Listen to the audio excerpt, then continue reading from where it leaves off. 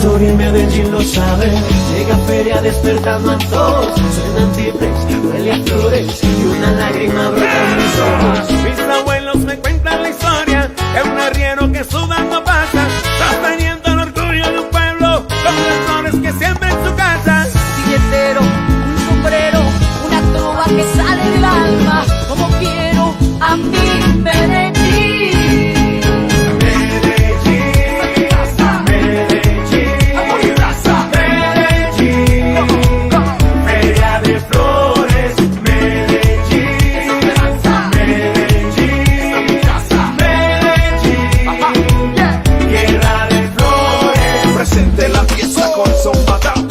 Pa' que no sepa que venga pa' acá. Ahí en la comuna y corregimiento, aquí hay puro talento. Aceros, la esencia del barrio, las flores, que viva Medallo. Sobre la semilla crece la siguiente. Marchamos a mi casa, veo la feria.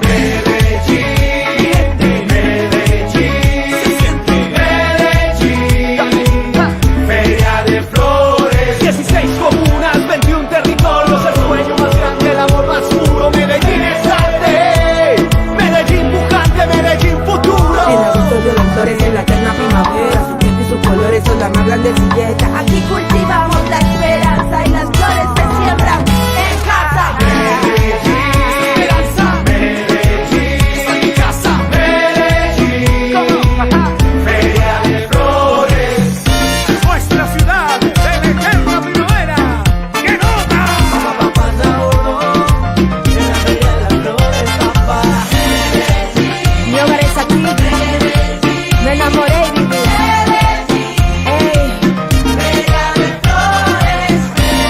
Ey, donde sueños cumplir.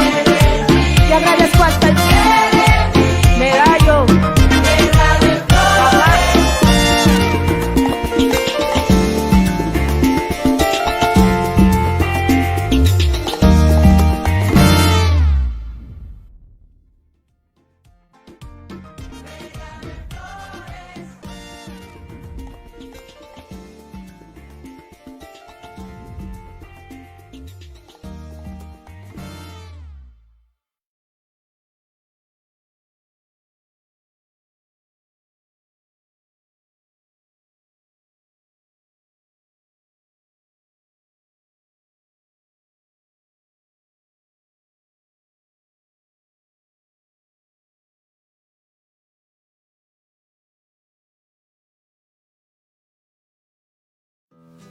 Rubén Antonio Alzate Londoño, de mi papá.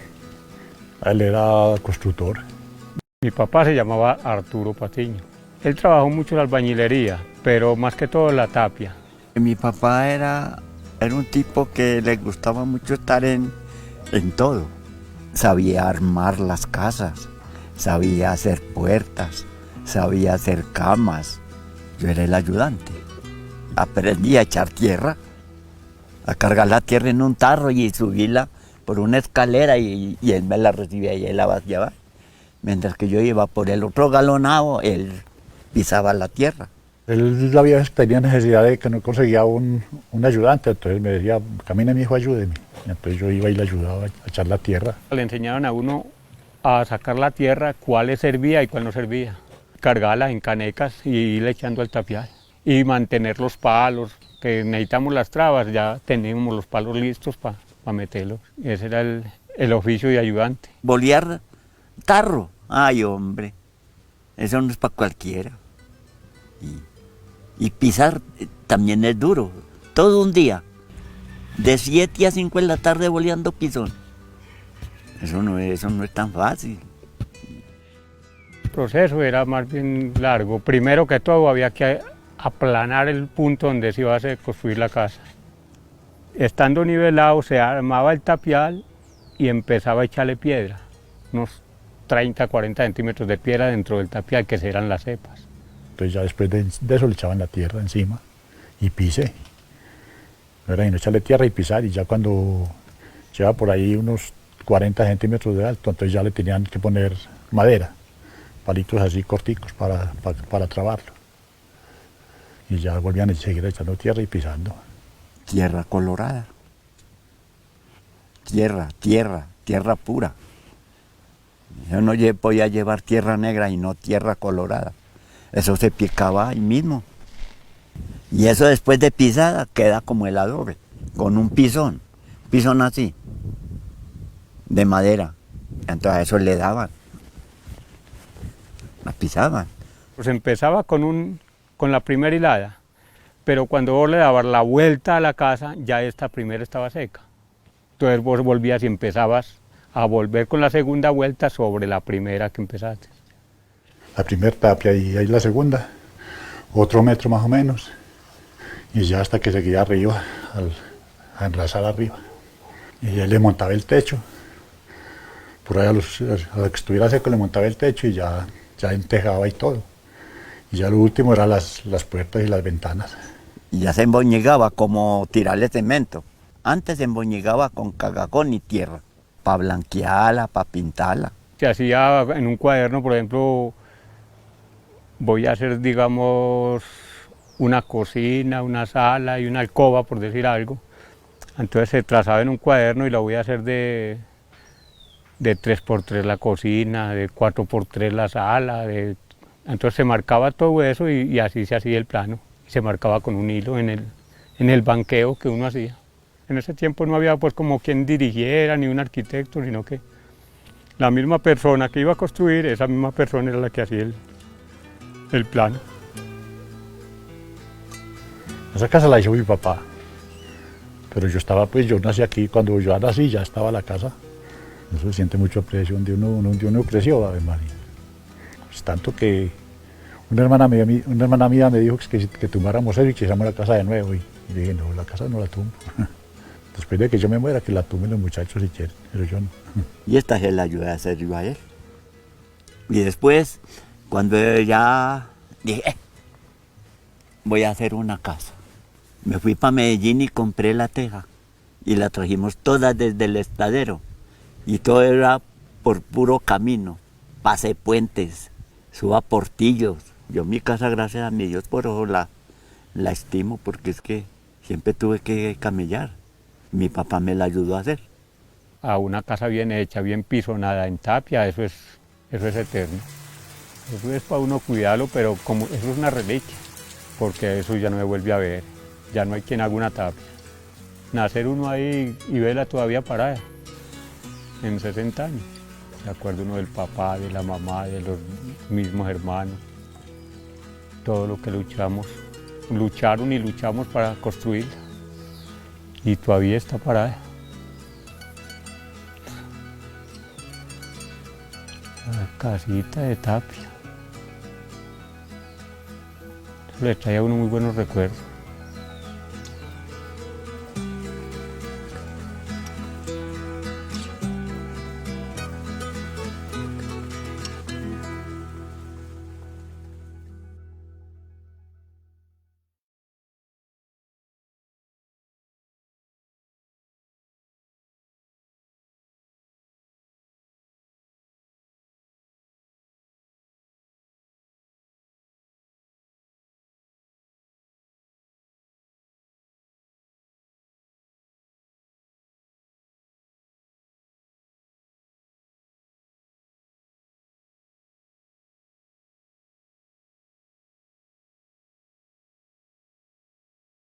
Yo a los 12 años, yo trabajaba al pie de cualquiera de los trabajadores que tuviera mi papá. En esa época era, si usted tiene asadón y tiene carrizo y tiene cargador, vaya a trabajar. Es muy importante el cargador. Anteriormente pues cargábamos mucho viaje a la espalda y todavía pues si nos toca lo cargaremos porque esas costumbres no se acaban. Es que el cargador era una herramienta esencial, era necesaria en toda casa, en toda finca no faltaban los cargadores.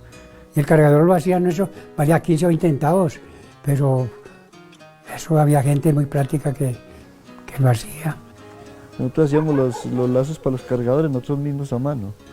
Para un cargador bueno tenía que hacer por lo menos 100 metros de hilo. O sea, uno hila la cabulla, hace como quien dice el hilo. Y el hilo tiene que ir retorcido, no es de una sola traba, sino dos. Entonces uno retuerce el hilo y ya con ese hilo ya ellos hacen el proceso del cargador. Entonces por eso les queda muy fino. Pues digamos en todo Todas las fincas había cabuya, siempre los linderos de las fincas era sembrado en cabuya. Eso se cultivaba mucho por acá en estas veredas. Y cada año siempre era la saca de cabuya que llamábamos nosotros, cortaban las hojas más grandes. Pues cuando yo empecé a sacar cabuya, valía a 2 pesos la roba. Por ahí con mi papá, él siempre me ganaba por ahí 1 libra. Si nos poníamos a sacar los dos y sacar cabuya, eso es muy duro. El carrizo es para desfilar la cabuya. El carrizo es un palo de 4x4. Y aquí tenía 2 cuchillitas, una aquí y la otra aquí. Entonces uno llegaba así, abría el carrizo, metía el fique y había que con esta mano había que apretar y con esta jalar. Iba jalando suave hasta que iba desfibrando hasta que iba sacando la fibra. Para hacer enjalmas para las bestias, alpargates. Entonces cuando uno necesitaba de pronto un manojo de cabuya para los cargadores o los lazos, sacaba lo que más o menos uno calculaba que necesitaba para hacer un lazo o una crindeja para amarrar o para coser los bultos de papa. Y ya vinieron las vibradoras. Y así la gente se emberracó a sembrar cabuya. Y ya una máquina de esas ya sacaba en el día trabajando 6, 8 arrobas diario. La desfibradora, eso la sacaron de la compañía de empaques, como que fue un invento. Entonces ya con máquina de motor ya sacaban eso, se lavaba bien y ya se secaba, se administraba, se tendía pero en pasto, limpio. Si era en verano había que remojarla, bien secadita, se sacudía y ya se envolvía y se entraba bien procesada. Y ya mi papá llevaba los bultos para Medellín, para la empresa de cabuya y dejaba para nosotros ahí para uno ir trabajando. Las mujeres que son tan delicadas para trabajar, entonces aprendieron a hilar cabuya. O sea, uno tenía la madeja y esa la iba deshijando y iba retorciendo para hilarla. Y ya eso se envolvía en rollos grandes por ahí de 8 o 10 libras. Y ya eso lo llevaban para Río Negro, que eso era para hacer los costales, lo que llamaban jíqueras. Entonces fue un trabajo que duró mucho tiempo, muchas familias sobreviviendo de eso. Cuando que se empezó la fábrica de empaques en Medellín, uno sacaba la cabuya, claro, yo lo llevaba y lo vendía a un proveedor en el pueblo. Y ese se encargaba de recoger lo que fuera y entonces ya tenía contacto allá con la empresa mayor. Cuando ya empezó con esa vaina, ya le dieron un punto muy importante al café, con empaques de cabuya. Ya se fue subiendo la cabuya y era lo único que había. La cabuya es como un ingreso extra. No es que va a decir uno que es un cultivo que era, digamos, como para mercado, todo eso sí. Muchas veces uno la recolectaba en diciembre, porque en diciembre uno para las fiestas de diciembre necesitaba platica extra. Le compraba uno los regalos a los niños y lo que era la nochebuena, la natilla, los buñuelos. Sino que llegó a un punto que ya la cabuya ya no tuvo como mucho valor y se fue acabando mucho, le dio mucha peste, se fue acabando mucho, entonces ya se fueron dejando. La cabuya decayó mucho, empezaron a sacar ese logotipo de costal de fibra, que es el costal de fibra que nosotros llamamos. Y ese costal, no sé, eso tuvo un apogeo muy bravo. La cosa de la cabuya ya fue hermana porque con otras fibras que se usan ahora se competía pues la cosa. Y la gente como que agarró la cabuya de rabia y muchos la arrancaron, la dejaron acabar. La cabuya la quiero mucho porque es una matica siempre le ha dado a uno cositas y hay que cuidarla bastante. A mí me gusta porque las de aquí de la casa yo soy la que más como manejo eso y no he dejado olvidar. Pero ya no se justifica, ya no tiene el valor que tenía.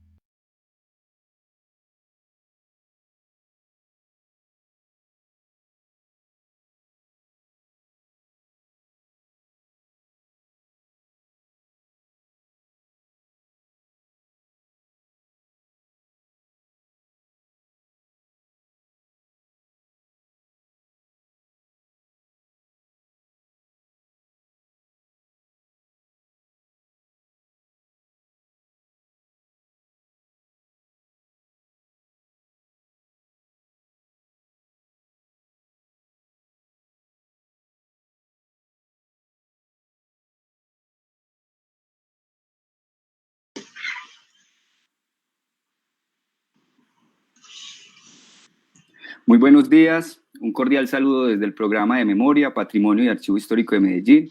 Les agradecemos a todos por estar en sintonía.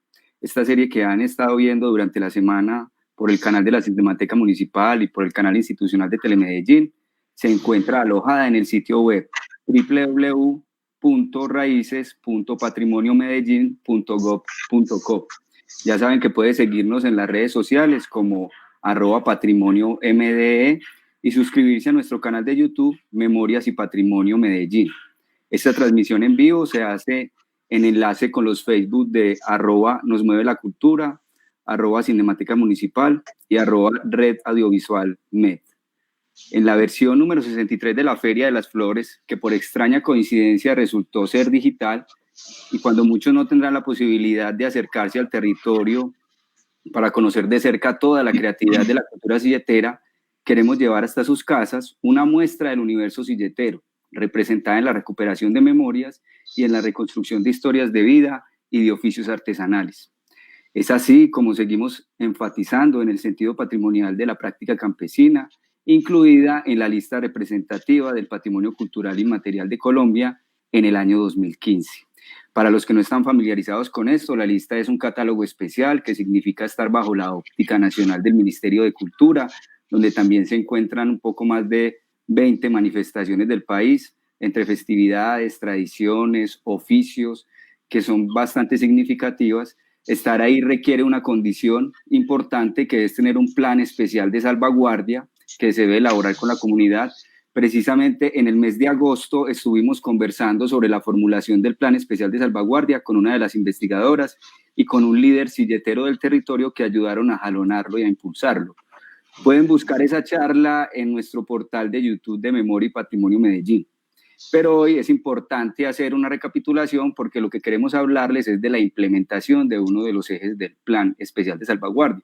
Y la recapitulación que quiero hacer es que esta iniciativa se logró la declaratoria precisamente porque en el 2011 hubo una iniciativa desde el territorio por parte de la Corporación de Silleteros de Santa Elena, a la cual se sumaron otras corporaciones. Ellos presentaron un primer diagnóstico al Ministerio de Cultura, pero el Consejo Nacional de Patrimonio sugirió hacer un poco más de profundización y ampliación en varios de los temas.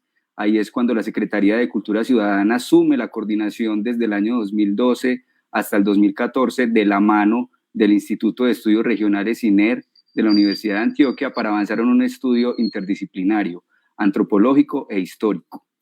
Y ya en el 2014 logramos conseguir obtener un plan, un documento de un poco más de 400 páginas, que incluso tuvo que ser resumido. Ese documento lo pueden encontrar en nuestra página de patrimoniomedellin.gov.co. También lo pueden descargar para conocer un poco ahí.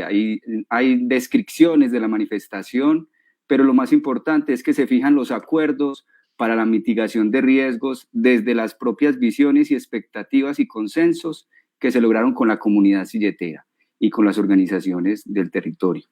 Tener en cuenta allí lo que se resalta de que la manifestación tiene un patrimonio inmaterial que se concentra en los saberes del cultivo, en la elaboración y exhibición de silletas y en las técnicas artesanales para la adecuación de herramientas concretas como el cargador y la silleta, que a su vez configuran el patrimonio material de esta manifestación.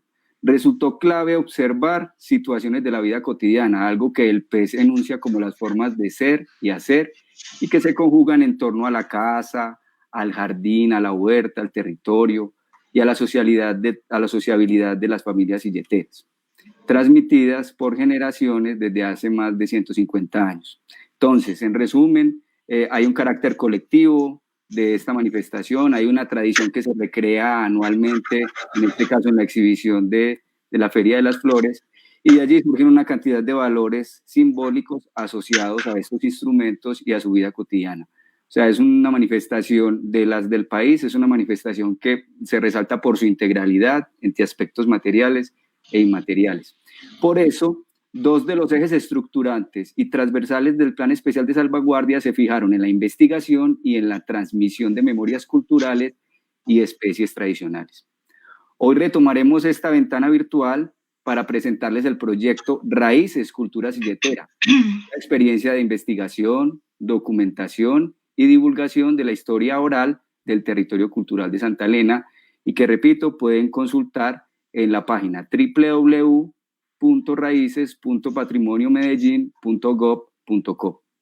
Pero ¿por qué, quiénes y cómo hicieron este trabajo pensado y abordado desde los campos de la investigación sociocultural, la producción multimedial y el desarrollo tecnológico del aplicativo web? Para conversar de estos temas, nos acompañan 3 representantes de los equipos creativos.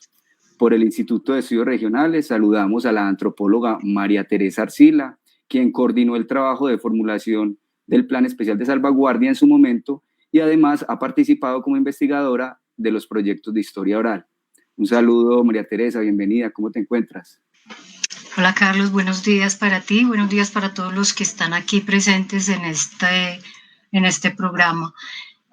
Feliz de estar aquí, de poder hablar de este proyecto que fue tan bonito, tan aleccionador para todos. Qué bueno. De parte de Árbol Visual le damos la bienvenida a Rubén Correa, quien hizo parte del equipo de realización audiovisual. ¿Qué más, Rubén? Carlos, ¿cómo estás? Muy bien. Bueno. Agradecido pues de esta invitación y muy a la expectativa de lo que podamos recordar aquí de ese proyecto tan bonito que realizamos en equipo. Perfecto. Y por Digital Cocktail, otro abrazo virtual para Vanessa Reyes, comunicadora periodista de la Universidad de Antioquia, encargada de todo el desarrollo tecnológico del portal web. ¿Cómo estás, Vanessa? Hola a todos y todas. Contenta de compartir la experiencia que fue tan enriquecedora para todos nosotros.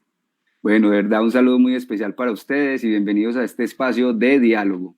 A toda la audiencia, les invitamos a participar en el chat de esta transmisión con preguntas o aportes alrededor del tema que quieran dirigir a nuestros invitados o que quieran aportar a esto que vamos a conversar hoy.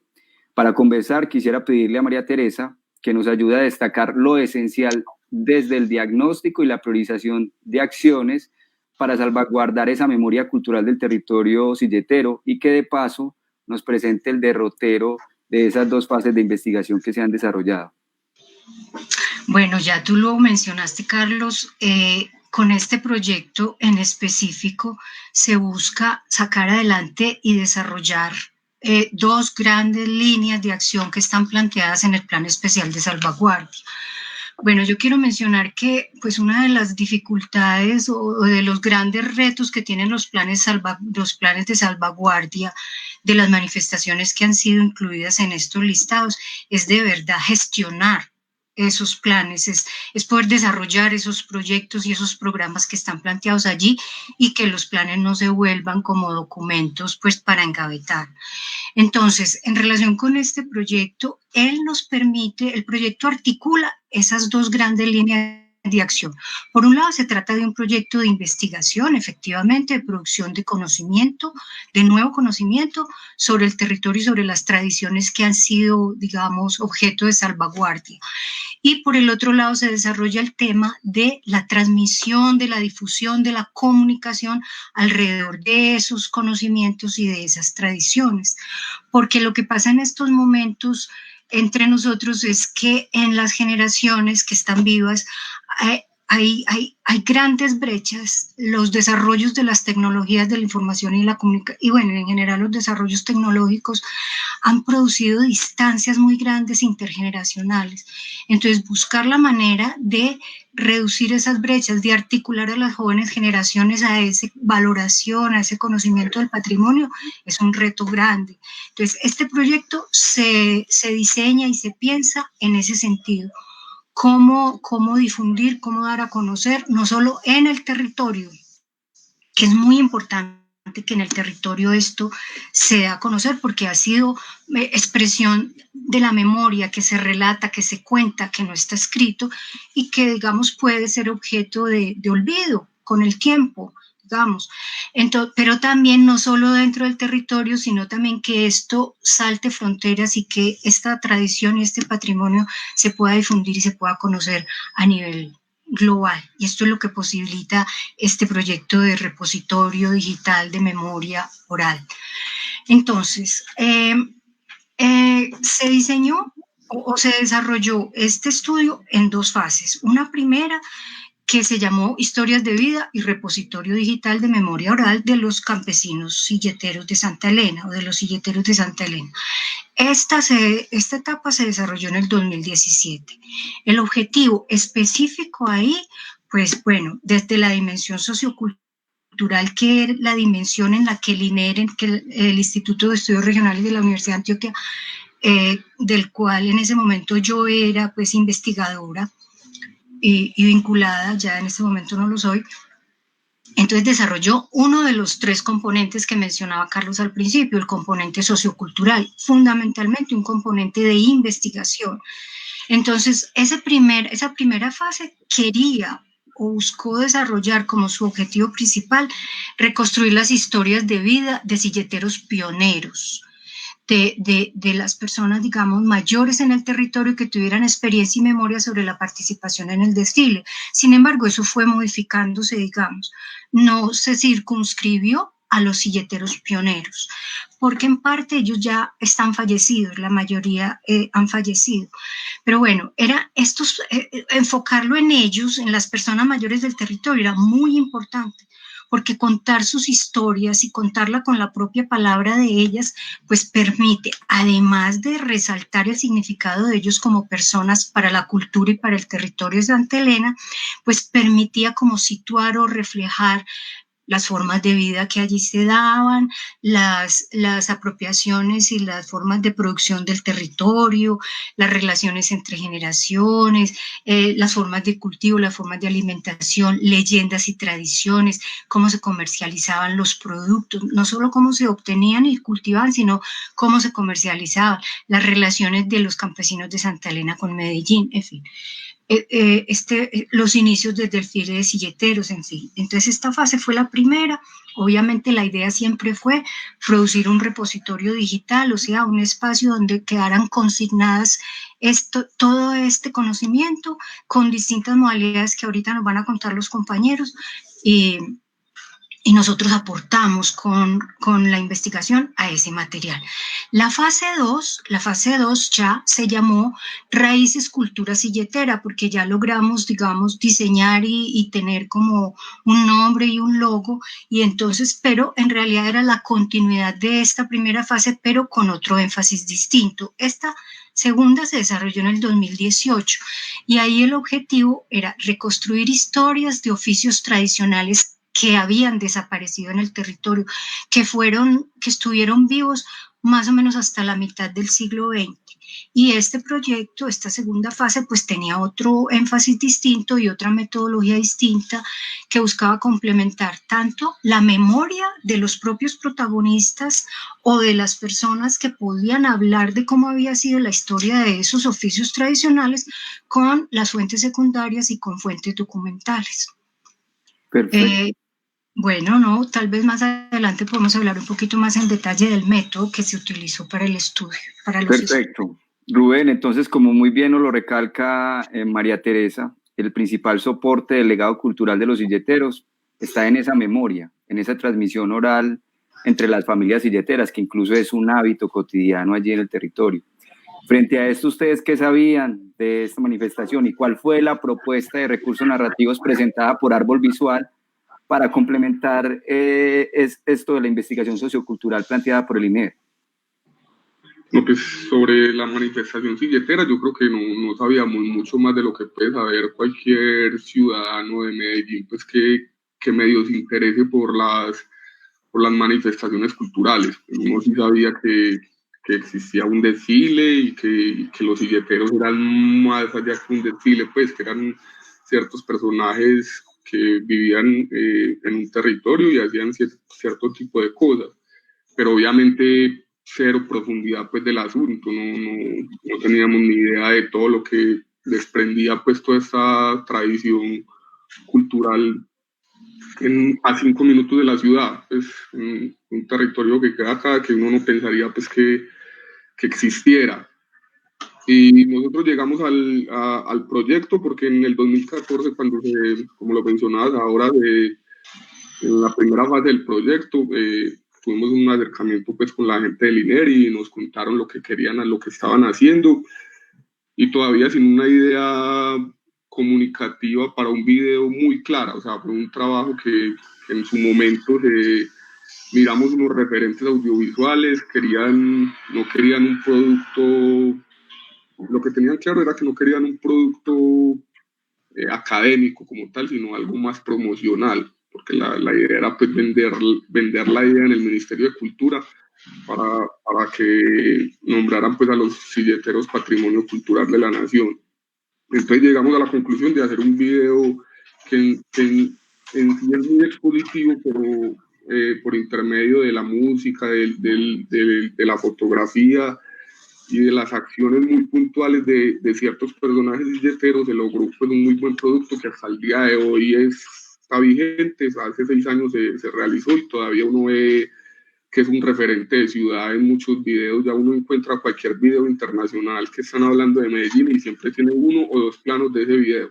Cuando están hablando de la ciudad de Medellín, de los silleteros, siempre ese video está como presente ahí. Entonces uno se siente muy orgulloso de que después de 6 años, que obviamente era otra tecnología a la que tenemos hoy, o sea, los equipos no eran los mismos, no había tanta posibilidad de hacer cosas tan buenas técnicamente hablando como el día de hoy. Aún así técnicamente el video es impecable y narrativamente ha gustado mucho. Entonces ahí fue cuando empezamos como el proceso con el INER, y ya para la segunda etapa, ya más adelante pues les contamos cómo fue el proceso de trabajo y llave con Vanessa, con María Teresa y con todo el equipo de trabajo. Quisiera destacarles también que ustedes en el 2014, recién salido el Plan Especial de Salvaguardia, que había una necesidad de contarle a la ciudad qué era eso y de qué se trataba, ustedes hicieron la pieza promocional, que es un video muy bonito donde sale Don Aristides cargando, recogiendo sus hortalizas y cargando la silleta y bajando la placita de flores. Y creo que la potencia de ese video es que no hay ningún testimonio, solo imágenes del tránsito de este señor hasta la ciudad, y lo dice todo, y es el que ha servido como para divulgar mucho la manifestación en todas partes, y ya ustedes entran con este trabajo ya de investigación de raíces. Pero bueno, Vanessa, tú nos acompañabas cuando estuvimos formulando el proyecto de raíces, ya cuando queríamos implementar esta línea de acción, y sabes que la intención del programa de Memoria y Patrimonio era llegar a generar archivos vivos de la manifestación que ayudaran como a dimensionarla, y que la pudieran considerar la gente como digna de una memoria colectiva que se estaba transmitiendo de generación en generación. Bajo estos preceptos, que obviamente los tomamos del PES, ¿qué soluciones y herramientas web se figuraron como para alojar esa investigación y posibilitar una divulgación abierta e incluyente? Sí, claro. Yo quisiera, como para darle contexto y pues explicar un poco el origen de Raíces, resaltar que fue un trabajo que se empezó a hacer con el rescate de los patrimonios desde el programa de Memoria y Patrimonio y Archivo Histórico de Medellín, en el que pues con un grupo creativo que conformado interdisciplinariamente, o sea, el trabajo interdisciplinario empezó desde el 2014, 2015, y con todo el proceso del Plan Especial de Salvaguardia Silletero, pues liderado por Carlos, entonces empezamos a acercarnos al territorio y a conocer pues como todas las tradiciones silleteras, y a conocer que más allá del cultivo de flores había un universo de tradiciones y de rescate cultural que identificaba el territorio. Entonces nos sentamos a pensar cómo podíamos hacer apropiación social de ese conocimiento que estaba en un plano muy académico, muy de archivos, o que solamente se limitaba al proceso del desfile de silleteros, pues que es lo que uno comúnmente como ciudadano conocía, y llegamos a unos procesos creativos en los que dijimos, esto debe pasar a un plano digital. Entonces dijimos, bueno, ¿cómo lo hacemos? Entonces ahí fue cuando empezamos a proyectar, valga la redundancia, el proyecto, en el que dijimos, tiene que ser un aspecto interdisciplinar en el que pongamos a conversar academia, producción de contenidos multimediales, y al mismo tiempo todo el tema de impacto pues como a las personas a nivel internacional, nacional, pues como varios niveles. Y decidimos entonces crear una plataforma digital, pero que sirviera, que tuviera una dualidad. que se pudieran mostrar las historias con oralidad, o sea, que se le dieron un rescate a la oralidad, a la voz de los silleteros y de todas las personas que están involucradas en todo el proceso, pues como cultural y que tienen las memorias, y al mismo tiempo que pudiéramos, como decía María Teresa, tener un repositorio de investigación que pudiera servir como una base muy importante de darle todos esos insumos a todas las personas que estuvieran interesadas en expandir, digamos, esas narraciones que creábamos con todo el trabajo de base de investigación. Es así como decidimos como articularnos con Memoria y Patrimonio, con Digital Cocktail, que es la empresa que nosotros, pues que yo represento, que hacemos apropiación social del conocimiento a través de la tecnología, muy enfocados al tema patrimonial, otros tipos de patrimonios también, y entonces ahí fue que decidimos continuar el trabajo con Árbol Visual, que venían en ese proceso pues del video que se creó en 2014, que fue como que tuvo un impacto muy importante para la apropiación. Entonces ahí empezamos a hacer un trabajo colaborativo y nos creamos unas metodologías en las que pudimos hacer articulación interdisciplinaria y todos aprendimos de todo. O sea, al principio fue toda una experiencia, porque pues María Teresa y el equipo académico tenían una visión, Árbol Visual tenía otra visión, Memoria y Patrimonio tenía otra visión y nosotros desde Digital teníamos otra visión. Entonces teníamos el reto de confluir y fueron unas sesiones muy interesantes que hacíamos semana a semana, imagínense desde el 2018, que fue la primera fase, hasta continuar todos los procesos de aprendizaje increíble. Entonces ahí como de esos inicios, eso era como lo que yo quería como resaltar. Perfecto, muy bien, le recordamos a toda la audiencia, a todo el público que puede participar en el chat de esta transmisión con preguntas o aportes al tema o a los invitados. Y para quienes apenas se conectan, ya saben que pueden seguirnos en las redes sociales como @patrimoniomde, @nosmuevelacultura, @cinemateca municipal y @red audiovisual med. También suscribirse a nuestro canal de YouTube Memorias y Patrimonio Medellín y en especial visitar la página web, muy bueno que lo estén haciendo en este momento, www.raices.patrimoniomedellin.gov.co. Es importante insistir en eso que decía Vanessa del trabajo de co-creación. Es una dinámica que fue bastante interesante, que nosotros como programa también aprendimos mucho de ustedes. A veces les jalábamos a las orejas, pero a veces ustedes nos enseñaban muchas cosas. Creo que fue muy interesante. Cada componente tuvo sus momentos específicos de producción de contenidos, respetable, pero siempre de forma encadenada en el desarrollo integral de una propuesta, ¿cierto? En ese orden, entonces quisiera allanar ese terreno de la co-creación, empezando con cada uno. María Teresa, hablemos del punto de partida de la investigación y la dinámica que se siguió ya en el trabajo de campo. Sí, entonces yo quisiera mencionar cuál fue el método que nosotros escogimos para desarrollar esto. Es un método de la historiografía que se llama el método de la historia oral o de la oralidad, pero específicamente, la técnica es la oralidad, el método oral, pero el método es el método biográfico. Es la reconstrucción de historias de vida o de la reconstrucción biográfica que puede hacerse de distintas maneras. Puede hacerse por medio de biografías que las hace un tercero, de autobiografías que las hace la propia persona. Nosotros escogimos las historias o narrativas de vida, en donde una persona reconstruye, pero la voz es la del propio personaje biografiado. Entonces ese fue el método. La técnica, digamos, era la de las entrevistas sucesivas en profundidad. Entonces, ¿qué quiere decir esto? Es que a partir de conversaciones y de diálogo con las personas, entonces se hacen distintas entrevistas, varias entrevistas en profundidad, quiere decir, pues detenidas, y son abiertas. Por lo general la primera sesión es abierta, una pregunta que detone la memoria o varias preguntas que detonen la memoria de la persona, del interlocutor, y que él mismo vaya hilvanando su historia y la cuente como él la quiera contar.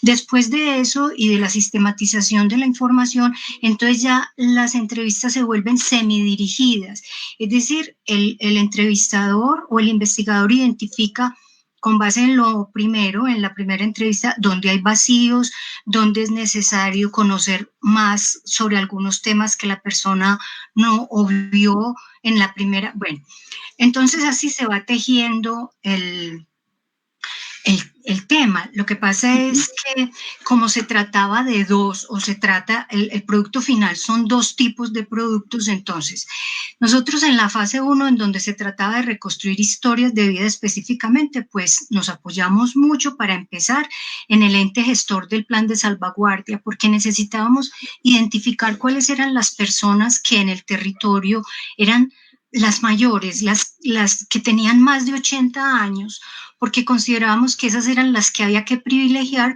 por la posibilidad de riesgo que hubiera y bueno, y si había algunos que tenían esa edad y que estaban en situación de enfermedad, pues poderlos privilegiar y poder conocer sus historias primero. Entonces, eso fue ahí, pues identificamos un listado, nos pasaron un listado y ingresamos con ese listado al territorio. Lo que pasa es que hay un elemento importante en el diseño metodológico y es que para ingresar al territorio nosotros nos apoyamos en una figura que se llamó los líderes comunitarios de enlace. Los líderes comunitarios en esta etapa fueron dos jóvenes del territorio, habitantes del territorio, un hombre y una mujer, y entonces con ellos desarrollamos también como una primera sensibilización acerca de qué es el método biográfico y cómo se trabaja. Entonces, ellos acompañaron, los líderes de enlace acompañaron a los investigadores y utilizamos la estrategia de que un hombre acompañaba a una investigadora, una líder acompañaba al investigador. Entonces, con ellos, digamos que se desarrollaron las entrevistas, ellos acompañaron el proceso, ellos aprendieron del proceso, ellos le aportaban al proceso, digamos, el conocimiento previo que tenían, la confianza que su presencia podía generar en las personas entrevistadas. Bueno, en todos los casos, en la primera y en la segunda fase, entonces, al primer encuentro con la persona se le hacía el proceso de consulta previa, se le explicaba de qué se trataba y cuáles eran, digamos, los productos que iban a salir de ahí y si la persona estaba de acuerdo en, digamos, en participar del proceso y en que esto se difundiera de esa manera, en que su imagen fuera conocida a través de fotografías, de videos, entonces se firmaba un consentimiento que era como la aceptación, ¿cierto? Este era un requisito muy importante de la ética de la investigación. Con ellos, con cada uno en la primera etapa, se desarrollaron entre 3 y 5 entrevistas para poder reconstruir la vida. En la segunda etapa seguimos más o menos el mismo procedimiento, pero como era centrado en el tema de los oficios, hubo la necesidad de desarrollar muchas más entrevistas, no con una sola persona, sino con personas diferentes, para que entre distintas voces se pudiera reconstruir la historia de ese oficio. 6 u 8 entrevistas que se hacían cada 8 o cada 15 días con cada persona. ¿Cuál fue el procedimiento que se siguió? Entonces, primero, el audio de la conversación se grabó. Ese audio se transcribía literalmente, textualmente. Luego se sistematizaba la información contenida en el audio y a partir de ahí se producían distintos archivos por las temáticas que había trabajado, por los personajes que había trabajado y por los momentos de la vida, en el caso de las historias, de las biografías. Luego, entonces, a partir de eso y de tener claro y de haber terminado todas las entrevistas y de haber sistematizado todas las entrevistas, se hacía un esquema de texto, de cómo ensamblaría yo el texto de forma cronológica o saltando en el tiempo, defendiendo, y a la par se iba diseñando los genogramas, que fue otra de las técnicas, digamos, auxiliares, porque tratándose de sociedades campesinas, las relaciones familiares acá en estos personajes son muy importantes. Todas las redes que se producen entre grupos familiares en el territorio dan cuenta de esa apropiación y de ese arraigo que ellos han tenido histórico en el territorio. Luego se pasaba... Perdón, Carlos. Dale. se pasaba a la escritura, se hacía una lectura en grupo, que esa era parte ya del trabajo de co-creación, que fue muy interesante también, y se revisaban y se discutían los textos, se hacía la edición final, en fin, y luego se procedía, ya cuando todo estaba terminado, todas las historias, a una etapa que también era muy importante, que era la socialización, tanto con las personas con las que se había trabajado como con la sociedad de Santa Elena, y se desarrolló un evento público y abierto en los dos momentos para presentar esto ante la sociedad local. Si bien este trabajo se hizo en 2 fases, 2017-2018, hay que también contarle a la gente que el tiempo fue un gran reto, o sea, la ejecución eran 4 meses para pensarse, o sea, partir desde el punto cero, ir al campo, recoger todos los contactos y hacer las entrevistas. Y como ustedes ya observan, la idea era hacer un trabajo ahí de co-creación. Entonces, la dificultad era lograr esto en tan poco tiempo, porque una investigación de estas puede durar tranquilamente 2 o 3 años. ¿Cierto? Rubén, en el caso de Árbol Visual, ¿cuál fue la disposición del equipo creativo mientras el INER iba haciendo estas entrevistas que nos cuenta María Teresa? Porque ustedes debían entrar después, es decir, realizar los videos, que es lo que está viendo la gente por los canales, era un paso siguiente luego de hacer las entrevistas. Entonces, ¿qué ajustes conceptuales ustedes iban pensando desde la oficina antes de subir al territorio? No, pues para empezar, lo que hablas ahora del tiempo que decías que se ejecutó en 4 meses, pues me parece que fue clave que se haya trabajado de la manera que se trabajó, con la forma articulada que se trabajó, de la mano con los investigadores, y nosotros haciendo una investigación a partir de esa investigación que ellos hicieron, pero más enfocada hacia los contenidos audiovisuales que íbamos a realizar. Me explico, para nosotros fue muy satisfactorio poder encontrar un grupo de trabajo que tuviera unos investigadores como son los del INER. ¿Por qué? Porque muchas veces uno como documentalista parte desde una premisa que uno tiene por su investigación no muy profunda, porque en realidad pues en el mundo audiovisual muchas veces nos quedamos en la superficialidad de los temas y no alcanzamos a investigar profundamente las cosas, sino que con las 3 o 4 primeras cosas llamativas que veamos, nos pegamos de eso y vamos a realizar un documental sobre eso. Entonces llegamos a campo con una premisa pensando, y muchas veces nos estrellamos con eso y nos damos cuenta en el mismo campo o en la misma producción de que lo que yo pensaba sobre determinado tema en realidad no fue así, y terminé haciendo un documental totalmente diferente a lo que tenía pensado, precisamente porque nosotros tenemos muchas habilidades audiovisuales e investigativas, pero no somos antropólogos ni investigadores pues a profundidad. Entonces fue muy gratificante y fue clave para poder ejecutar en el poco tiempo que teníamos, poder trabajar de la mano con ellos. ¿Por qué? Porque ellos nos frenaban muchas veces. Cada uno llegaba con la idea de un personaje diciendo, este personaje yo lo veo, lo siento como así, me parece que esta es la esencia del personaje. Y ahí mismo el antropólogo encargado que había hecho las entrevistas con él y que ya lo conocía más y tenía una intimidad más cercana con ese personaje, dijo, no, a ver, por ese lado no es, el personaje es más, pues, jamás me lo habría imaginado. Y entonces le dábamos la vuelta a cada uno de los personajes para narrarlo audiovisualmente. Entonces fue muy, muy gratificante trabajar así, y sobre todo que se queda uno como con la espinita de que este tipo de proyectos todos deberían trabajarse así, o sea, no, porque muchas veces yo he trabajado en muchos proyectos donde te pagan una motreta de investigación y ahí está la investigación, haga el video.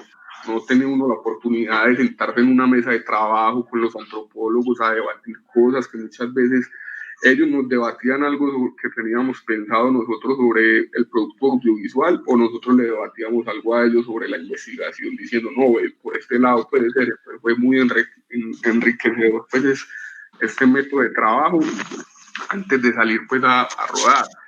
Porque, y mientras ellos estaban en la investigación, nosotros nos fuimos de pegados unos días, por decirlo así. O sea, mientras ellos iban a hacer sus entrevistas, nosotros los acompañábamos sin cámaras, sin micrófonos, sin nada, simplemente para sentarnos a escuchar la conversación, para romper ese hielo pues con cada uno de los personajes que íbamos a abordar en la serie documental. Entonces, bueno, simplemente nosotros íbamos con el investigador, él nos presentaba el personaje y nosotros ahí como observador tomando ese buen tintico campesino con agua de panela y escuchando las conversaciones de los investigadores con cada uno de los personajes. Contanos ahí entonces después ya cuando fueron a grabar, cuando ya se había planeado, modelado como el eje narrativo, entonces ya cuando fueron a intervenir al territorio y a registrar los personajes, contanos algo de esa experiencia. No, pues para mí pues personal y profesionalmente eso ha sido de los proyectos pues más bonitos y que uno cuenta más con orgullo cuando está en las reuniones familiares, que le preguntan, ay, ¿tú qué trabajas? ¿Qué haces? ¿Y qué te toca hacer? Entonces es ese tipo de cosas que uno saca pecho y empieza a contar, porque obviamente pues no es innegable que nosotros los paisas somos muy apegados a nuestra tierrita y muy orgullosos de los silleteros y todo, pero antes era hasta ahí, o sea, el silletero en un pedestal así con sus rosas, porque muchos de esos personajes yo ya los conocía porque yo he trabajado pues en televisión y en los medios y los conocía como eso, como una postalita de un desfile con su ropa campesina. Entonces llegar a campo y como te decía ahora, sentarse a tomarse el tintico con agua panela con ellos, hablar de sus cosas personales, saber qué música les gusta, saber los chécheres que guardan en la casa y se sienten orgullosos, de escuchar sus historias de todo lo que vivieron. Por ejemplo, a mí particularmente, yo todavía soy un enamorado de uno de los personajes que inclusive nunca fue un desfile silletero, que es Tocayo Negro. Ahí, o sea, sentarse a escuchar a Tocayo Negro es una delicia, pues, y los chistes, para todo es un chiste, no, pasa de la tristeza a la risa en 3 segundos porque está recordando a su esposa que falleció hace muchos años y en 2 segundos después se está tirando un chiste. Es un personaje parece sacado de una película western hecha en Colombia, es un personaje hermoso. Es difícil no enamorarse del territorio y de los personajes. Y bajaron cachetones porque también les daba mucha guapanela. Las mejores arepas del mundo que las he extrañado. Sí. Yo todavía tengo contacto con algunos de los personajes y de vez en cuando yo creo que eso es lo que nos pasa a todos y el público se puede sentir aquí también muy ligado a esto, es subir allá, uno baja súper enamorado de una casa, de una vereda, de un territorio, de una historia en particular y eso es lo que nos pasó aquí. Muchas veces soltamos lágrimas incluso en la reunión de co-creación cuando compartíamos esas experiencias. Vanessa, pero entonces Digital, que es el arquitecto, yo siempre pienso en Matrix cuando me dirijo a ustedes, de parte de Digital, ¿qué se iba mezclando mientras tanto? Porque obviamente ustedes necesitaban de que estos 2 equipos de trabajo tan calidosos generaran insumos, productos como para alojar en la página, pero ustedes obviamente iban trabajando en algo. Contanos o contarle a la gente de qué se trataba eso que ustedes hacían mientras tanto. Bueno, nosotros tratamos de conjugar nuestro método de trabajo. Nosotros tenemos una metodología propia pues como de trabajo para hacer apropiación social del conocimiento a través de herramientas tecnológicas, pero no solamente desde lo digital, sino también desde planos pues como físicos y en los territorios. Entonces nosotros en algunas ocasiones también acompañamos todo el proceso en campo, pues nos pegábamos cuando podíamos. Estuvimos haciendo análisis como de audiencias o de públicos y a partir de ahí estuvimos como pensando en cómo podíamos aportar como a toda la narrativa y guiando pues como el proceso de construcción, sobre todo muy de la mano de Árbol y asesorados full siempre por la Universidad de Antioquia con el equipo de estudios regionales, entonces con el INER. Entonces ahí estuvimos como siempre conjugando, entonces empezamos como la parte de investigación y a partir de todas las conversaciones que se daban dentro del equipo interdisciplinario, pues ahí fuimos construyendo una arquitectura de información que nos pudiera dar esa dualidad de la memoria oral, pues haciendo el repositorio de memoria oral y al mismo tiempo poder confluir todo el tema de investigación y uniendo todo pues como desde distintas aristas, desde la experiencia de las personas que entraran, desde pues que garantizáramos que los contenidos pues pudieran ligarse e hilarse desde desde lo editorial de distintas maneras.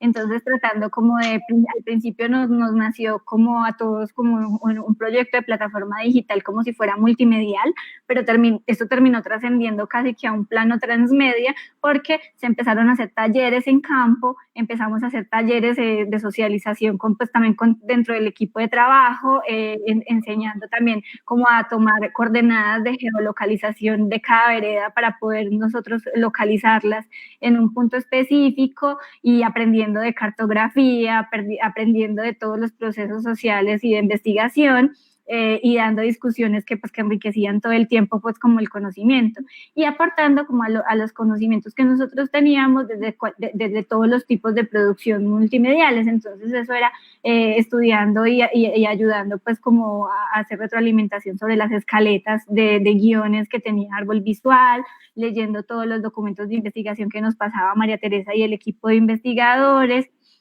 y tratando de mirar cómo iba a ser el método de edición de todos esos contenidos, porque pues las investigaciones eran muy robustas y teníamos que lograr en una plataforma o en un espacio digital que fueran cosas que dieran como una apertura a la memoria oral, que diéramos el protagonismo al relato, y que al mismo tiempo fuera liviano de consumir, y que a medida que las personas decidieran ir más allá y más allá y más a profundidad, pues lo fueran haciendo, pero que en un primer plano pudieran tener, digamos que toda la información consumida y contada por las mismas personas del territorio, porque eso es lo que tiene la plataforma. El protagonismo de ella son los relatos orales, ya ahorita lo vamos a ver. Entonces, pasamos desde ahí la planeación, después el desarrollo. Fue muy bonito porque pues nosotros desde Digital siempre estábamos pues yo como encargada de la dirección de contenidos y de toda esta adaptación a estos lenguajes. Estaba Belmar, que de todo el desarrollo backend y frontend, eso quiere decir lo que se ve, pero también lo que está detrás, cómo iban a funcionar esas bases de datos, cómo íbamos a estructurar un repositorio de investigación que fuera fiel a la investigación y no se fuera pues como a bifurcar o tener otros contextos, y cómo hacíamos como cosas como de usabilidad, como de que cargara rápido con audios tan pesados, con videos en alta, y que pudiéramos lograr otras condiciones de usabilidad, por ejemplo, que pudiera tener capacidades de que los silleteros, cuando los nietos les mostraran y de otras personas, pues como pudieran acceder a ello, que pudieran tener otras opciones de inclusión, o sea, como el tamaño de letra, como lenguaje de señas, como todo eso, y empezar a aportar ideas al proceso creativo y sobre todo aprender montones. Sí, muy bueno que todos estén citando esas experiencias como de conjunción de ideas, porque bueno, nos reuníamos cada 2 semanas, ese era como el momento de hacer seguimiento, de compartir avances, sumar ideas. Fue bien interesante, bueno, que detrás de ustedes había también una serie de personas y a veces nos reuníamos 10, 15, todos pensándole, y ya ustedes han destacado algunos de esas conjugaciones de trabajos, por ejemplo, lo que sucedió entre el INER y Árbol, que nos estaba contando Rubén, alrededor de construir las historias. Pero aquí quiero hacer una pregunta suelta para que quien quiera citar otra de esas experiencias de co-creación que fueron efectivas en el desarrollo de sus productos. Y no sé si en el caso de INER y Digital también hubo algo especial en relación a los árboles genealógicos y al mapeamiento, que enseguida ya les vamos a mostrar la página. Si querían contar ahí de pronto que eso también fue provechoso para ustedes y también fue anecdótico. Claro, yo quisiera aportar ahí, pues yo pienso que bueno, nosotros sí aportamos y digamos el espacio colectivo para leer y para recibir retroalimentación de las historias que estábamos reconstruyendo fue muy importante. Pero entre todos, yo creo que entre todos lográbamos como a intercambiar ideas que le permitían, por lo menos en un primer momento a Árbol Visual, empezar a construir también el personaje o el oficio de que se trataba en los primeros montajes, y entonces nosotros podíamos opinar, bueno, ya se ha mencionado esto, pero podíamos decir, bueno, no, resaltar tal cosa, enfatizar tal otra, no, esta no es necesario destacarla. Y también nosotros acompañamos unas de las primeras visitas en las que ellos estaban haciendo ya las entrevistas para los montajes, ya para los docuclips nosotros acompañamos algunas. Y para mí también fue muy importante, muy valioso encontrar que con el producto de árbol visual se lograban evidenciar o resaltar facetas o aspectos de los personajes que eran nuevos para nosotros incluso. Ellos enfocándolo de otra manera lograban sacar del personaje como otras facetas. Eso fue muy bonito. Con relación al trabajo de Digital Cocktail, pues yo les digo que para mí específicamente pues los aprendizajes fueron múltiples. Además porque el uso de esas tecnologías pues para mí era casi que lenguaje cifrado. Entonces pues yo pude aprender mucho, pero quiero resaltar sobre todo una cosa que para mí fue sorprendente, que tiene que ver con la producción de los árboles genealógicos que nosotros técnicamente llamamos genogramas, y que ellos, que Digital y que Vanessa, lograron modificar de una manera muy bella, estéticamente muy agradable, porque los genogramas, digamos que se arman a partir de unos códigos unificados internacionalmente. Los hombres se representan con un triángulo y las mujeres con un círculo y las relaciones con una línea. Pero ellos, en ese afán de hacer apropiación de ese conocimiento, de hacerlo amable, se inventaron otras formas de presentación en donde fue muy bello, porque entonces ya las mujeres no eran círculos, las mujeres eran figuritas femeninas, los hombres no eran triángulos, eran figuritas masculinas, y las líneas podían estar llenas de florecitas, de hojitas, de ramas de árboles, y entonces eso daba otra posibilidad mucho más enriquecedora, mucho más amable para entender y para mirar genogramas, que son gráficos que a veces se vuelven muy complejos. Los genogramas son, como quien dice, las relaciones familiares o las relaciones intergeneracionales, evidenciarlas en un gráfico a través de 2, 3, de 4, de 5 o de 6 generaciones. Entonces, eso para mí fue como una iluminación, como una cosa, como un descubrimiento muy bello. Genial, bueno, perfecto que digan eso, porque ya tenemos acción en el chat, la gente quiere que le recomendemos cosas para ver en la página, cómo se puede explorar, qué bondades tiene. Entonces vamos a entrar aquí a hablar ya de las potencialidades del repositorio, vamos a hacer el ejercicio de navegar la página y ver reflejado esos contenidos que ustedes ya describieron metodológicamente, cómo se construyeron. Era importante hablarles de estos retos de trabajo. Entonces, como la idea original era realizar una investigación participativa, orientada a recuperar, registrar y conformar esos archivos orales, esto derivó en la producción de relatos de historia de vida, que habló muy bien María Teresa, y luego una segunda fase de historias de oficios, todos asociados a los saberes ancestrales de la cultura silletera que ya se encuentran alojados en el portal de Raíces. Vanessa, enséñanos a todos cómo ingresar a la página, ya que estás ahí en el buscador Google. Y nos cuentas qué tiene. Sí. Listo, entonces yo les voy a mostrar así como muy rápidamente desde cómo entrar a Raíces. La URL o la dirección es raíces.patrimoniomedellin.gov.co, y ahí acceden a toda la plataforma de la que hemos estado trabajando, y van a encontrar todas las fases de investigación que desarrollamos. Entonces, les voy a mostrar, pues como en el home encuentran como recomendaciones que nosotros, pues digamos el equipo hacemos. Van a encontrar de entrada los oficios que desarrollamos. Estos oficios son productos del bosque, lavanderas, cabuya y construcción en tapia. También pueden encontrar el enlace directo para explorar el territorio silletero con los apuntes de investigación y toda la expansión de la investigación que se realizó en el territorio, y también algunas historias destacadas de la primera fase de investigación. Entonces, yo les voy a mostrar como de a poquitos todo. Una parte como muy chévere es que Raíces se interconecta pues entre temas y temas.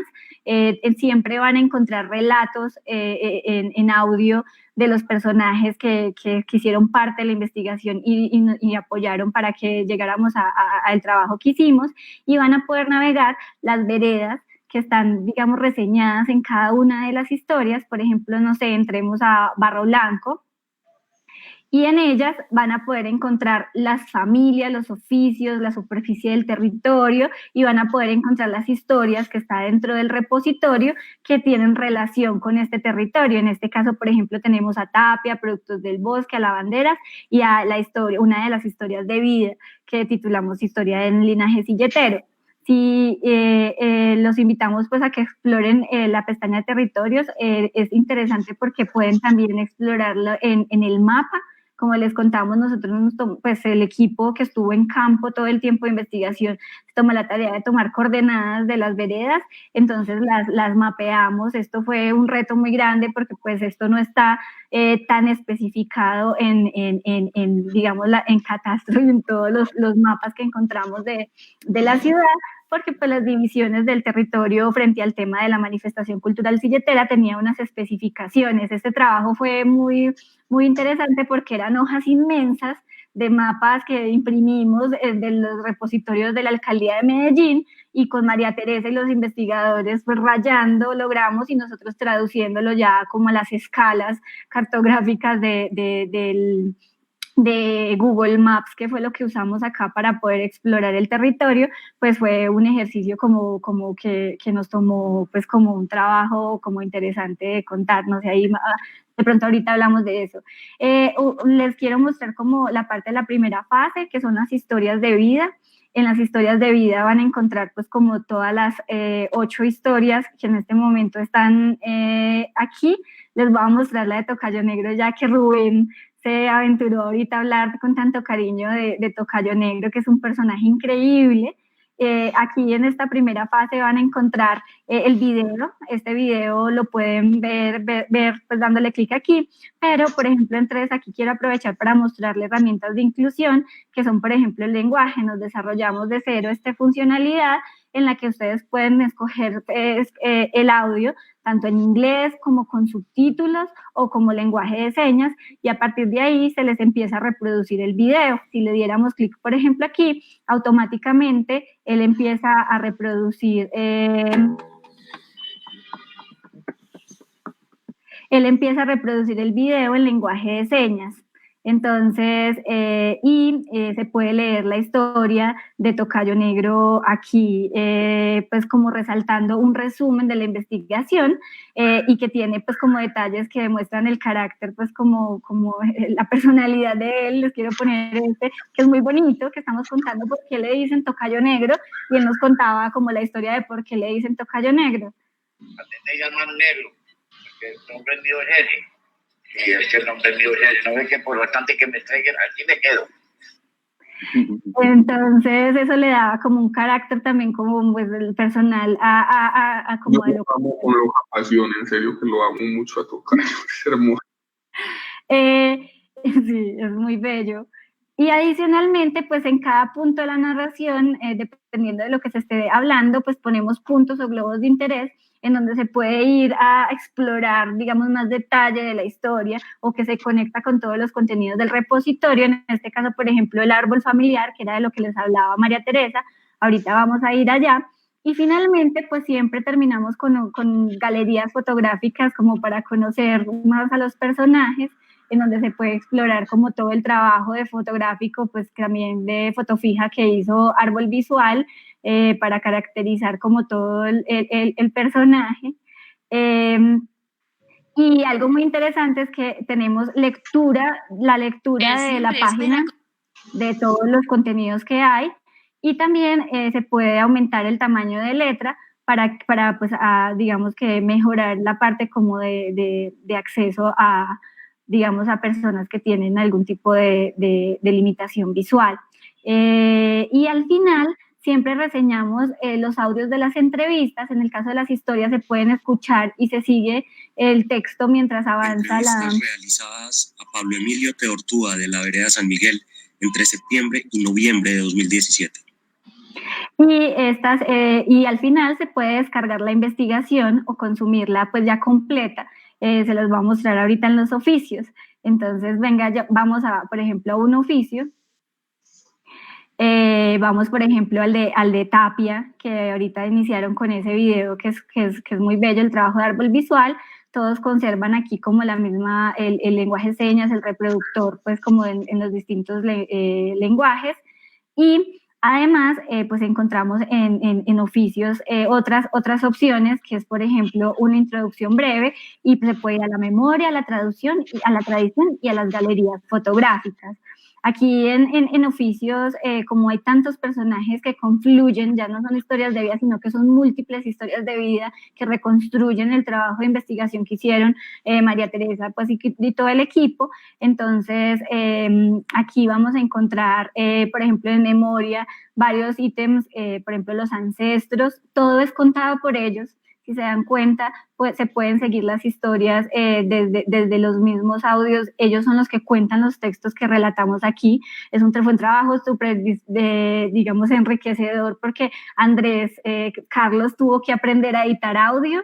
Lo entrenamos y le enseñamos a usar otras herramientas libres, como por ejemplo Audacity y otras herramientas, y logramos resumir o concretar algunos fragmentos para crear un hilo narrativo y poder que los personajes mismos contaran la historia, como por ejemplo en este caso. Que eran arrieros, trabajaban desde de Oriente a Medellín y volvían y subían, pero por aquella base. También habían trabajado como en minas, las minas de sal, cuando eran más jóvenes.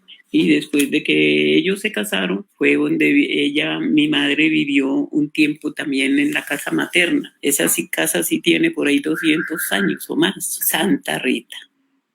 Entonces es muy bonito explorar la historia pues contada por cada uno de ellos y así por cada una de las etapas de la memoria. Entonces, por ejemplo, Monte Ranchos en Bareque y Casonas de Tapia hablan sobre los maestros tapiadores y son personajes realmente muy bellos, y uno va consumiendo todo el hilo narrativo de la historia del oficio contado por cada uno de ellos, que son los protagonistas. Entonces es también reflejar la investigación, pero dándole el protagonismo a la oralidad, que realmente era lo que nos gustaba, pues, y era lo que buscábamos tener. Y si se dan cuenta, pues el sitio es bastante ágil, no se traba para poder consumir estas historias, y en cada punto se puede explorar más y más información frente a lo que se va pues mostrando, lo que les decía. Por ejemplo, en el tema de tradición, logramos mostrar cada punto de la tradición en cada uno de los oficios con imágenes comentadas que muestran el proceso de la tradición del oficio. Por ejemplo, en este caso es la tierra peña, que es como de donde ellos sacan como todo el material para la construcción pues en tapia.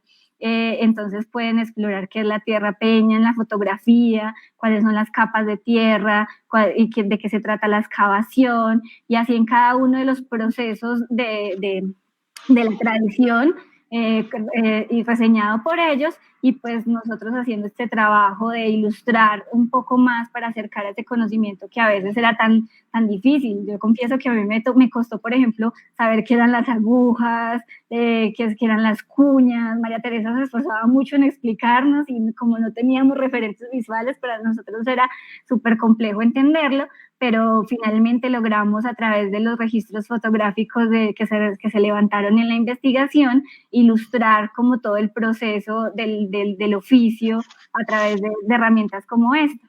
Y finalmente siempre rastreos fotográficos, en este caso son actuales de árbol, pero hay otras galerías de oficios, como por ejemplo el de lavanderas, que tiene todo un trabajo que recopilado por la Biblioteca Pública Piloto, y son fotografías que datan de muchos años atrás y que es supremamente bello explorarlas. Entonces aquí les voy a mostrar, por ejemplo, la investigación se puede descargar, está abierta para que todo el mundo la descargue. Nosotros estamos licenciados bajo licencias Creative Commons. Eso quiere decir que se puede usar el contenido, usarlo para otras investigaciones, transformarlo, desde que se le dé crédito, pues como a todo el proceso de memoria, patrimonio y archivo histórico de Medellín y el INER.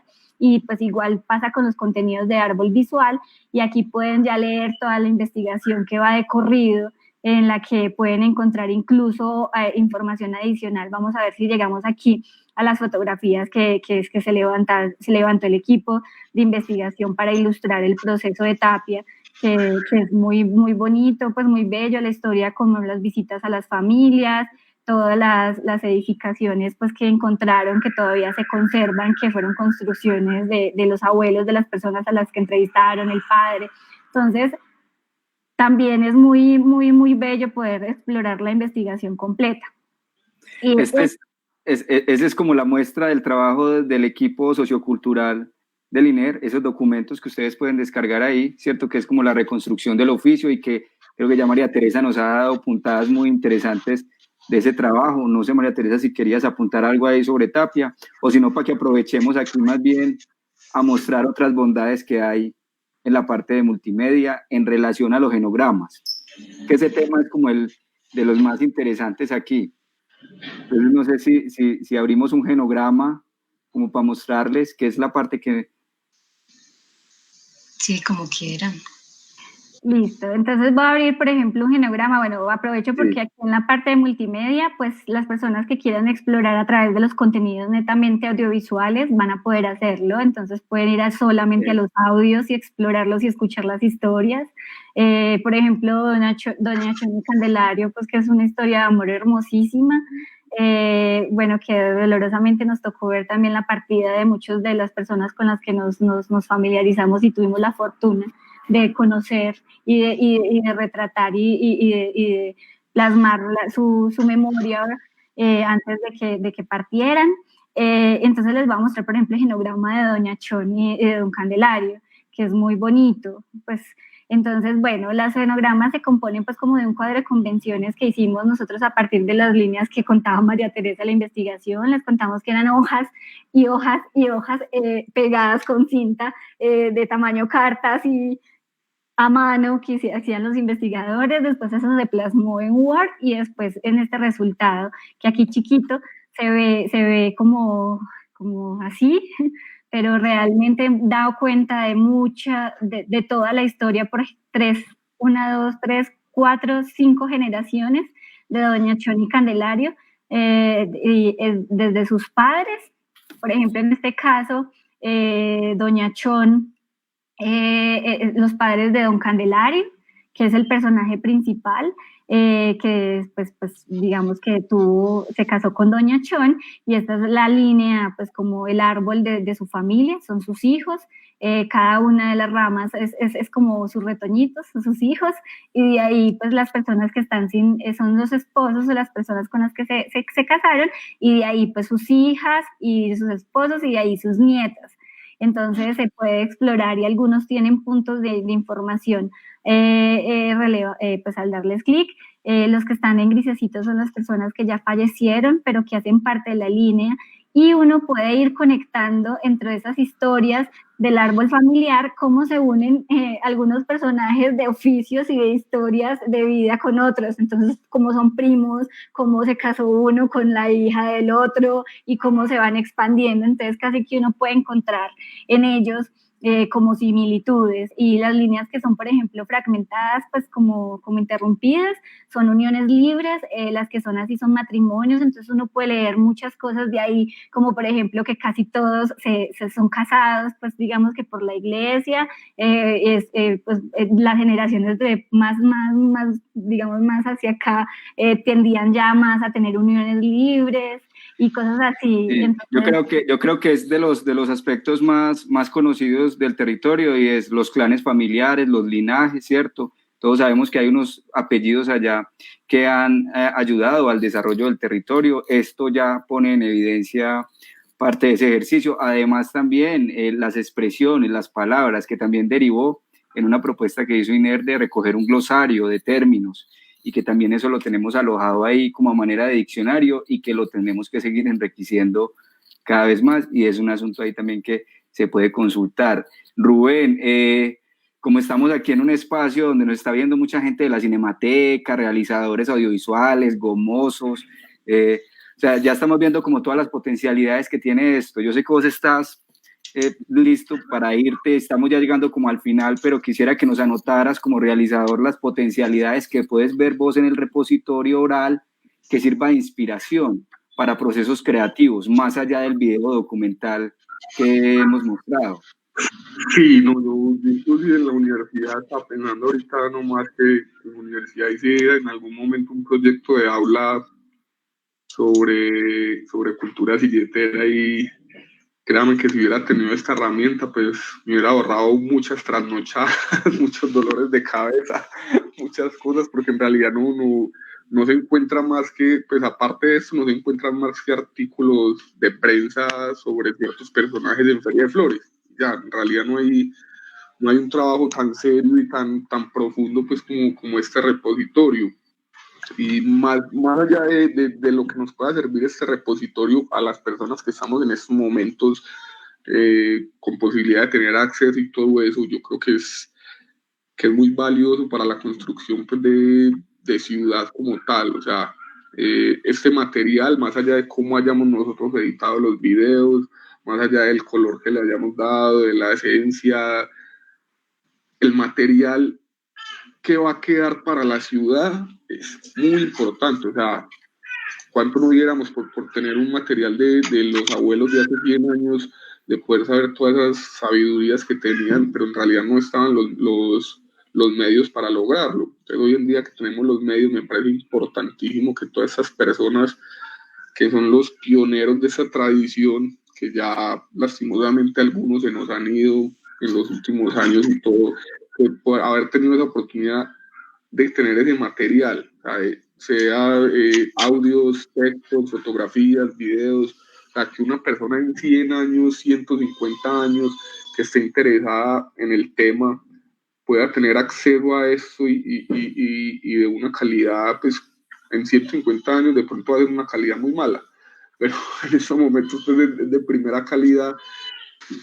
Me parece bellísimo e importantísimo, no solo pues para mi gremio audiovisual, que lo pueden utilizar para hacer investigación, para hacer una película sobre arquitectos, para hacer páginas web. O sea, hay material para muchas cosas. Puedes encontrar inspiración para escribir un guión, puedes encontrar inspiración para hacer un publireportaje. O sea, es ir a Santa Elena a hablar con los viejos sin ir a Santa Elena. O sea, puedes meterte ahí y descubrir la ciencia de cada personaje y ya ver si te inspiras para crear algo más. O simplemente por solo disfrute, puedes ver todo este tipo de cosas. Pero no, para concluir es eso, me parece más allá de lo que nosotros hagamos, que el material que se logró es un tesoro invaluable que va a tener la ciudad y el, por qué no el país, pues por mucho tiempo. Y ojalá pues las personas que se encargan de archivar y de mantener eso lo vean así y lo guarden muy bien guardado y que en realidad es un tesoro pues poder tener estos testimonios de estos bien, definitivamente lo digital y lo transmedia da muchas posibilidades. María Teresa, señalar algo de potencialidades para trabajos académicos o no académicos también, para los investigadores que puedan empezar a acercarse al repositorio. No, yo creo que esto abre un filón de trabajo de investigación muy grande en los temas de memoria y de patrimonio. Por ejemplo, continuar trabajando con otros personajes del territorio, con otros oficios que quedaron en el tintero de este territorio, la posibilidad de comparar estas historias de oficios con otros oficios similares en otras regiones del departamento o en otras regiones del país. Poder desarrollar esto a partir de trabajos interdisciplinarios. Por ejemplo, en el caso de la tapia, nosotros retomamos estudios arqueológicos, estudios históricos y creemos que con lo sociocultural se le puede aportar a desarrollar estudios patrimoniales sobre esto y no solo estudios, sino proyectar hacia acciones de preservación patrimonial, de cómo enseñar, por ejemplo, cómo volver a aprender la técnica de la tapia y cómo poderla aplicar hoy, digamos, a la construcción de nuevas edificaciones de viviendas por todas las, como las facilidades que tiene este tipo de construcción. Yo creo que las posibilidades son inmensas para continuar el trabajo de investigación en este campo. Perfecto. Bueno, también yo quería compartirles a ustedes porque la gente ya está mirando el repositorio hace varios días y obviamente ya teníamos lanzado varias cosas. Eso es una oportunidad para la creación artística. O sea, por ejemplo, este año tenemos un estímulo de patrimonio cultural inmaterial que se llama Relatos de Santa Elena, que usaron algunas de las historias de los personajes o se acercaron también a esos personajes que nosotros les presentamos gracias al repositorio. Y es algo interesante porque pedagógicamente llevan a que los niños escuchen esas historias de estos adultos y las están representando. Entonces están haciendo un montaje escénico, que también van a estar muy pendientes en las redes porque eso va a estar circulando ahorita a mediados de noviembre. Es un grupo que se llama Tejiendo, la propuesta se llama Relatos de Santa Elena, Tejidos en Silla de Carga, y es interesante que la vean. Pero también los juegos, también nos enteramos hace 2 semanas que por un programa de presupuesto participativo lograron hacer una escalera que se llama La Vuelta a Santa Elena, y muchos de las informaciones de las fichas las cogieron de las historias que están allí ancladas en este repositorio oral. También trabajos académicos, hemos descubierto que para las prácticas de excelencia de estudiantes de las ciencias sociales, esto se convierte en un repositorio clave para hacer artículos. Hoy tenemos una chica pasante de historia que está haciendo un artículo en relación a los tierreros, que es un trabajo que ve en el oficio de extracción de productos del bosque. Y todas las pedagogías que pueden resultar para las escuelas, para los colegios, no nos estamos inventando nada nuevo. También hay iniciativas en el territorio muy antiguas que han hecho esto, pero este material alojado en la página ya se convierte en una herramienta de trabajo inmediata. Más que eso de la virtualidad todavía nos va a ocupar varios meses, entonces creo que esto puede ser una fuente de consulta especial. Y especialistas, casualmente esta semana una antropóloga conocida se enteró que había algo aquí de Tapia y ya empezaron a documentarse de cosas de ahí. Pero también miren, acaban de mostrar árboles genealógicos, entonces hay genealogistas en la ciudad que también pueden ver esto como interesante, y súmenle todo lo que esto produce a los extranjeros o a los paisas que están en el extranjero cuando observan esto, ¿cierto? Carlos. Es una forma de acercar también este mundo silletero a la gente.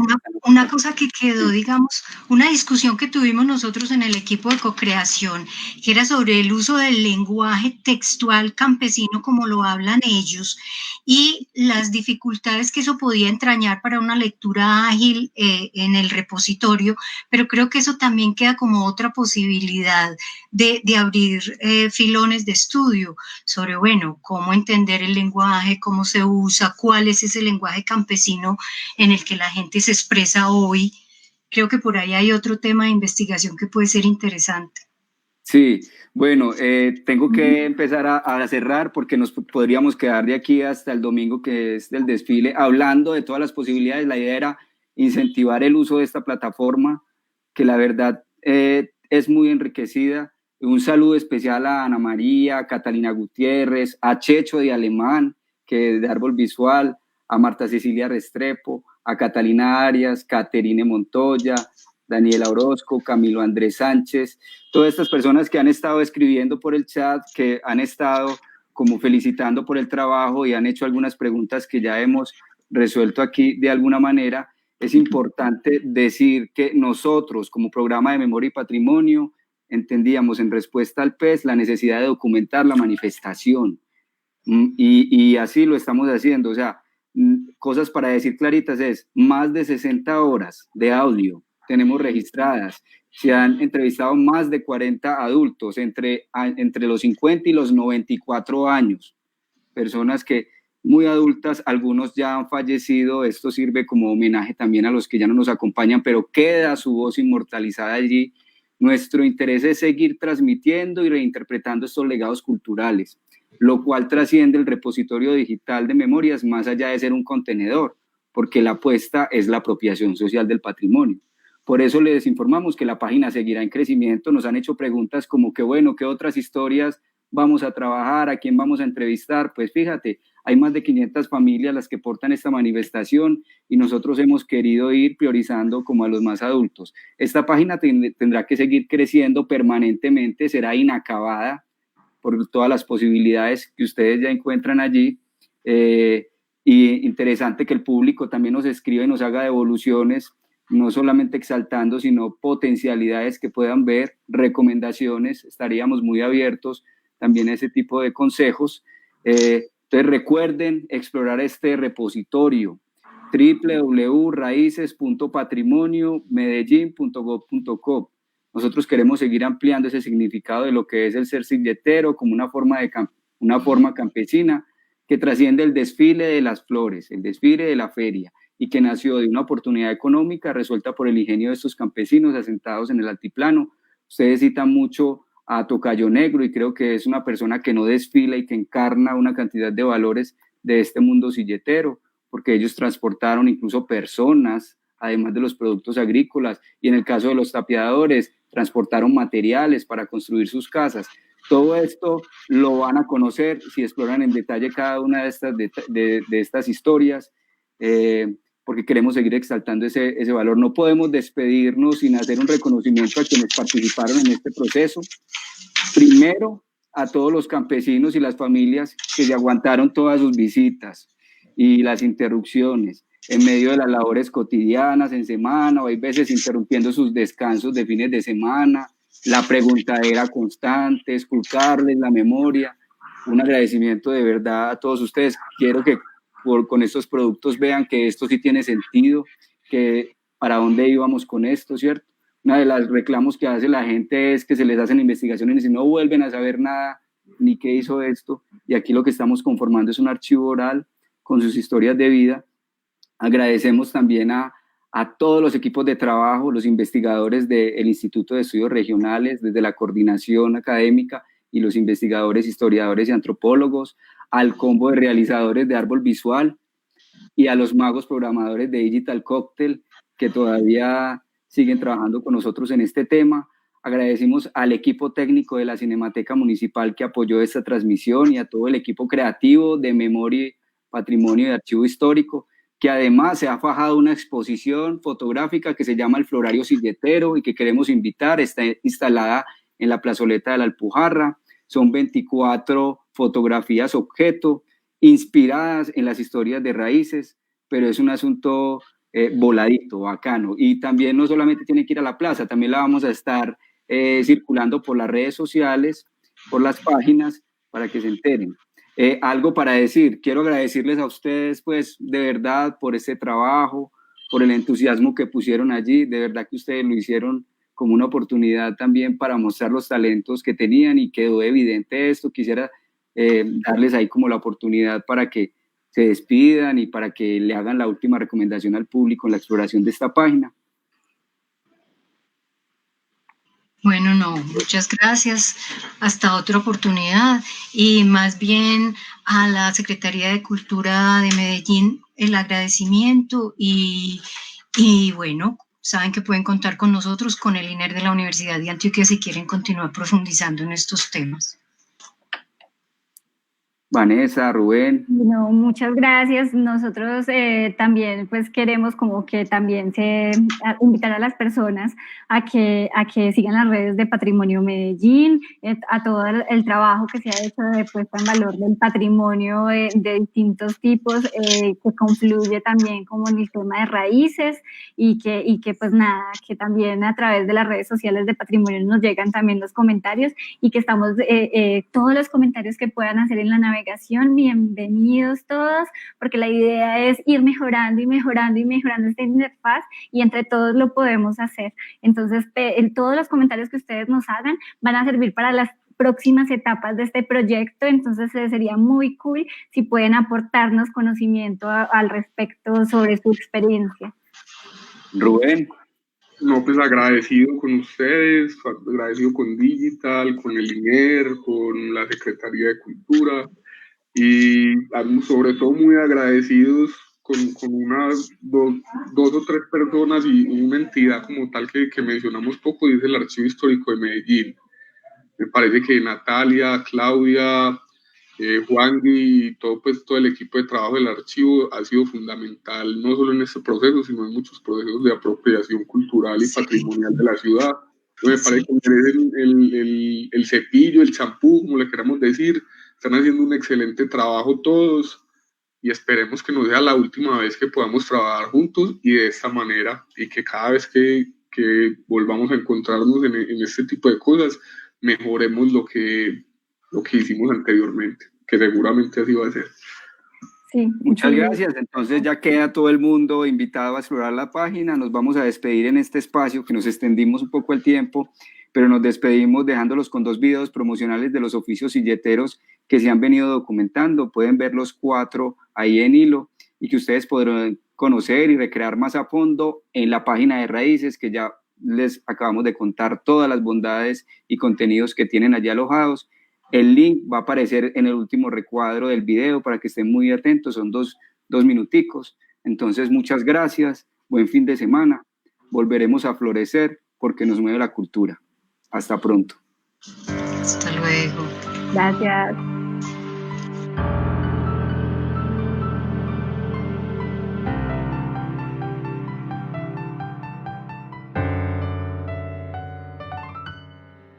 A una casa bien hecha, bien pisonada en tapia, eso es eterno. Eso es para uno cuidarlo, pero como eso es una reliquia, porque eso ya no se vuelve a ver, ya no hay quien haga una tapia. Nacer uno ahí y verla todavía parada, en 60 años.